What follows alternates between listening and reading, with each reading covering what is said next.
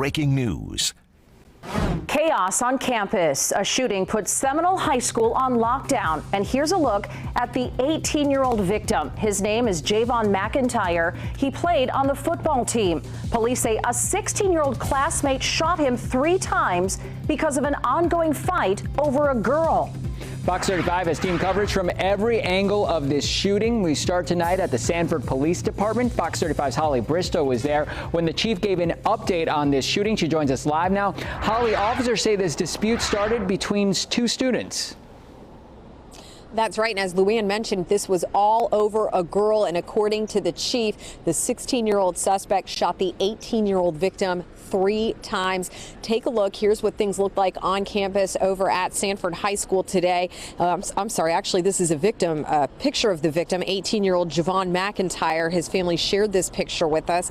Chief Cecil Smith says that the 16-year-old suspect, who has not yet been named, shot him 3 times. And within 1 minute of the shooting, a school resource officer was by the victim's side. 4 school resource officers were on duty today at the main campus at Sanford High School, plus an additional one over at the 9th grade center.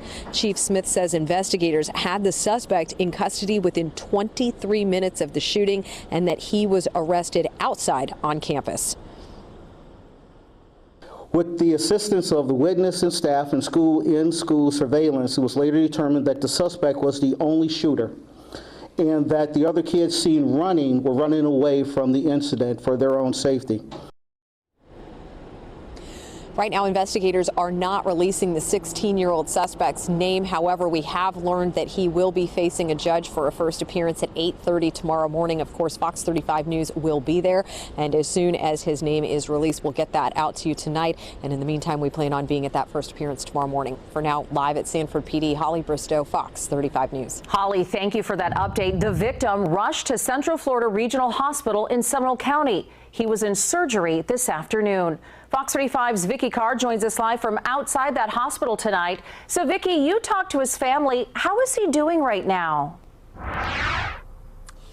Yeah, Luann, the last update I got from his dad is that he is doing better. He mentioned that doctors are working on his wrists. I want to pull up some pictures that he wanted to share with us of his son, Javon. He says that his son is a football player. He plays cornerback and was getting ready to go to college to play football. He says he was really excited. In fact, he had a list of schools that he had to choose from. Again, that last update is that doctors were working on his wrist. So, of course, hearing that as a dad, he does worry that those injuries could change his future and his football career.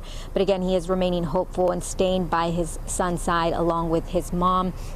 We know mom and dad are here. We've also seen a lot of friends of Javon here along with grandma and grandpa. Now, we did see a patrol car with the Sanford Police Department that was parked out front of the hospital here, the emergency room, for most of the day. That unit actually just left a few minutes ago. I'm reporting live in Sanford. Vicki Carr, Fox. Thanks, Vicki. The shooting was frightening for many students on campus. Officials say they will help kids process the tragedy. Now we're dealing with obviously the aftermath of, getting those kids, home today. And obviously we'll probably have, I'm sure counselors on campus starting tomorrow for students and staff, because obviously this would be a traumatic incident for them to experience. Police say there will be extra officers on campus in addition to the counselors. As you can imagine, nervous parents rushed to that school to pick up their children. The school kept kids inside while police investigated outside. Fox 35's Randy Hildreth continues our live team coverage tonight.